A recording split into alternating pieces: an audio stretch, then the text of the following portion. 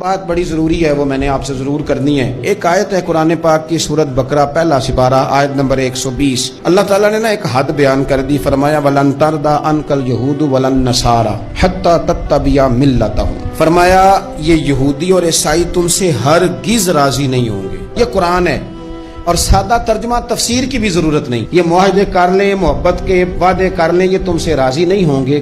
کب راضی ہوں گے؟ حتی تتبع ملتہم، یہاں تک کہ تم ان کے دین کی پیروی کرنے لگ جاؤ۔ میرا جب پہلی دفعہ پاسپورٹ بنا تو میں نے سارا پڑھا، کتابیں پڑھنے کا شوق تھا شروع سے۔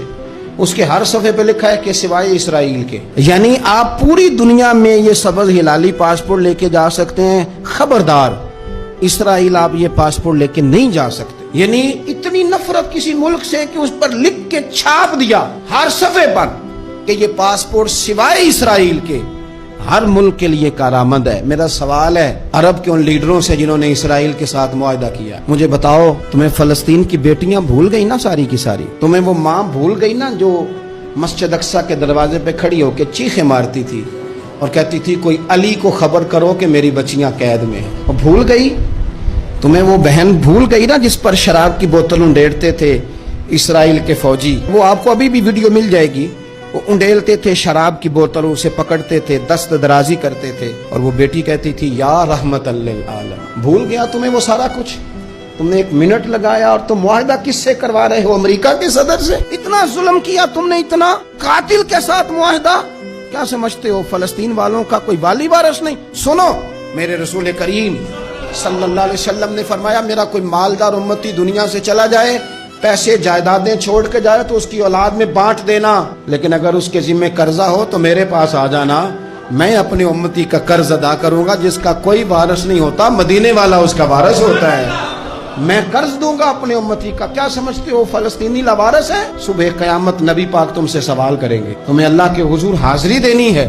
کیوں نہیں صلح کرتا اسرائیل فلسطین کے ساتھ؟ لبنان کے ساتھ دوستی کیوں نہیں کرتا؟ شام سارا کٹ گیا اسرائیل کی وجہ سے، آج تمہیں خیال آیا ان کے ساتھ معاہدہ کرنے کا؟ ہمیں سبق پڑھاتے ہو، خدا سے ڈرو۔ اور پھر اقبال کہتے ہیں مسلمانوں سے مایوس نہ ہونا، حکمرانوں سے زیادہ امیدیں بھی نہ لگانا۔ وہ جو چھوٹے چھوٹے لوگ نکلے تھے نا صحرا سے، بظاہر غریب تھے، بظاہر ان کے پاس مال نہیں تھا، وہ خالد بن ولید جیسے، وہ سعد بن ابی وقاص جیسے، بظاہر ان کے پاس زیادہ اسلحہ نہیں تھا۔ اقبال کہنے لگے مایوس نہ ہونا، یہ نہیں کہنا بن کچھ نہیں سکتا، فرمانے لگے رات میں نے سنا ہے فرشتے آپس میں باتیں کر رہے۔ واہ اقبال، تیرا بھی انداز کتنا نرالا ہے۔ کہنے لگے رات فرشتے آپس میں باتیں کر رہے تھے، میں نے سن لی ہیں۔ بھلا وہ کیا کہہ رہے تھے؟ یہ سارے لوگ نا خالد بن ولید، سعد بن ابی وقاص، یہ صحرا کے رہنے والے تھے، اور اس وقت کی سب سے سپر پاور روما کہلاتی تھی، الٹ پلٹ کے رکھ دی ساری رومی سلطنت۔ تو اقبال کہنے لگے رات فرشتے آپس میں باتیں کر رہے تھے کہ سنا ہے پاکستان کے، ہندوستان کے مسلمان جوان مایوس ہو گئے۔ کہنے لگا نہ مایوس ہونا، نکل کے صحرا سے، جس نے روما کی سلطنت کو الٹ دیا تھا، نکل کے صحرا سے۔ گرمی دیکھو اس شیر کی، ولولہ دیکھو اس مرد کا جو مصور پاکستان ہے، نکل کے صحرا سے جس نے روما کی سلطنت کو الٹ دیا تھا۔ سنا ہے میں نے یہ قدسیوں سے، وہ شیر پھر ہوشیار ہوگا۔ وہ کل باتیں کر رہے تھے کہ بہت سارے ان میں سے پھر جاگ گئے اور بڑی جلدی وہ بلاک بنائیں گے۔ سنا ہے میں نے یہ قدسیوں سے کہ وہ شیر پھر ہوشیار ہوگا، وہ آئے گا میدان میں، نکلے گا، اور انشاءاللہ یہی چراغ جلے گا تو روشنی ہوگی۔